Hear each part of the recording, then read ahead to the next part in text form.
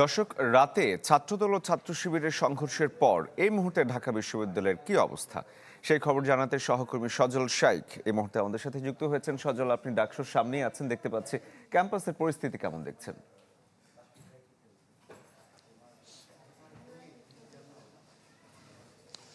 শরীফ, জানেন যে গতকালকের যে ঘটনাটি ঘটেছে, হঠাৎ করেই কিন্তু পরিস্থিতি উত্তপ্ত হয়ে যায় এবং শাহবাগ থানার ভিতরে যেই ঘটনা সেটি আসলে সাধারণ শিক্ষার্থীরা যেটি বলছে যে পুলিশের সামনে এবং ঠিক ওসির কক্ষের সামনে যে ঘটনাটি ঘটেছে, ছাত্রদল কর্তৃক ডাকসুর দুইজন নেতার উপরে কিন্তু তারা অতর্কিত হামলা করেছে।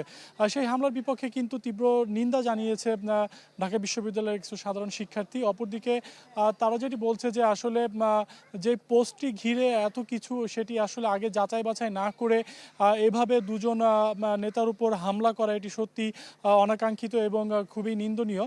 কারণ যেই পোস্টটি ঘিরে এত আলোচনা সেটি মূলত ফেক বলেই কিন্তু শিবিরের পক্ষ থেকে বারবার বলা হচ্ছিল।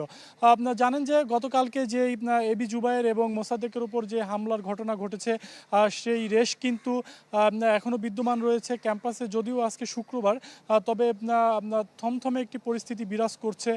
আমরা দেখেছি যে যদিও এখন পর্যন্ত কোনো ছাত্র সংগঠনের নেতাদের আমরা দেখি নাই এবং কোনো ছাত্র সংগঠনের জড়ো হওয়ারও কোনো বিষয়টি আমরা এই মুহূর্তে আমাদের চোখে পড়েনি। তবে ক্যাম্পাসে যে স্বাভাবিক নিয়মে যে চলা সেটি কিন্তু এখনও বিদ্যমান রয়েছে। তবে আমরা জানতে পেরেছি যে বেলা বাড়ার সাথে সাথে হয়তোবা কোনো ছাত্র সংগঠনের নেতাকর্মীরা তাদের নতুন করে কোনো কর্মসূচি ঘোষণা। আপনাকে অনেক ধন্যবাদ আমাদের সাথে যুক্ত হওয়ার জন্য। ঢাকা বিশ্ববিদ্যালয় ক্যাম্পাসের খবর জানাচ্ছিলেন আমাদের সহকর্মী। RICL TMX, যুগের পর যুগ স্থাপনা থাকে মজবুত।